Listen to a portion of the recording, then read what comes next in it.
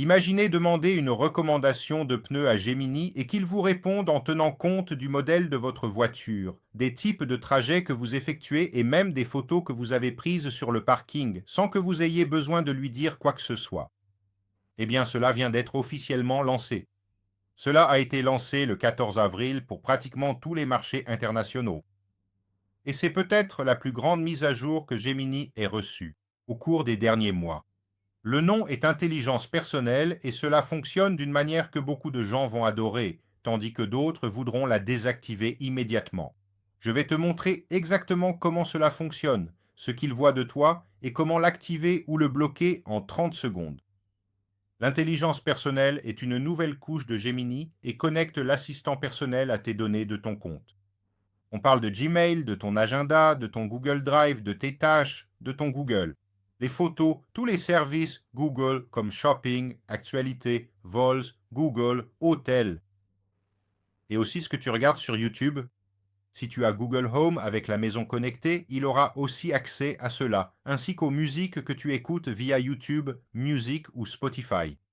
Sans oublier bien sûr l'historique de tes conversations sur Gemini, ainsi que tes recherches effectuées avec Google lui-même. Et aussi les adresses que tu consultes via Chrome. Avant, Gemini ne savait que ce que tu écrivais via le chatbot. Donc, j'ai ici quelques recherches que j'ai effectuées. Il a ici l'historique. Avant, il se limitait seulement à cela. Aujourd'hui, pratiquement, il sait presque tout sur ta vie. C'est comme si tu avais engagé un assistant, qui non seulement écoute ta question, mais connaît aussi ta routine et même tes pensées. Et c'est exactement ici que tout change. Mais attends, car il y a un détail important que la plupart des vidéos ne mentionnent pas. Et je vais y arriver. Avant de te montrer comment activer, voici une petite curiosité. Le mot secret de cette vidéo à mettre ici dans les commentaires pour que je sache que tu fais partie de ceux qui regardent jusqu'à la fin, c'est contexte. Garde-le, car il prendra aussi tout son sens à la fin de la vidéo. Sans intelligence personnelle, il te donne une réponse générique. 5 marques, avantages et inconvénients. Si tu dois ou non acheter tel produit. Maintenant, avec l'intelligence personnelle activée, Gemini consulte ton Gmail, découvre le modèle de ta voiture grâce à une ancienne facture que tu as reçue, regarde tes Google Photos, voit une photo que tu as prise du tableau de bord montrant le kilométrage de la voiture et vérifie dans l'historique de recherche que tu t'es intéressé plusieurs fois à aller dans une certaine ville. Et là, il répond pneus pour une berline moyenne, axée sur la conduite et la route, dans la dimension spécifique de ta voiture. Tout cela sans que tu aies besoin de saisir aucune de ces informations. C'est un autre niveau d'assistant et c'est quelque chose que tu ne pourras pas vérifier sur ChatGPT ou d'autres intelligences artificielles parce que Google a accès à tout ce que tu fais. Mais là, une question se pose que tout le monde se pose. Qu'est-ce que Gemini regarde exactement? Comme je vous l'ai montré, il y a 4 principales sources de données. D'abord, Gmail. Il lit les objets et le contenu de tes emails pour comprendre tes habitudes, comme les achats, les voyages, les factures et les services. Deuxièmement, il va analyser ton historique de photos sur Google Photos. Il va identifier des objets, des lieux, des dates sur tes images, les personnes avec qui tu es, avec qui tu as pris ces photos. Troisièmement, l'historique de recherche Google. Il regarde ce que tu recherches encore pour comprendre tes intérêts récents. Et quatrièmement, ton historique YouTube. Il sait quel type de contenu tu regardes. En plus de vérifier aussi le type d'hôtel que tu as recherché. En plus de toutes les informations que je vous ai montrées auparavant.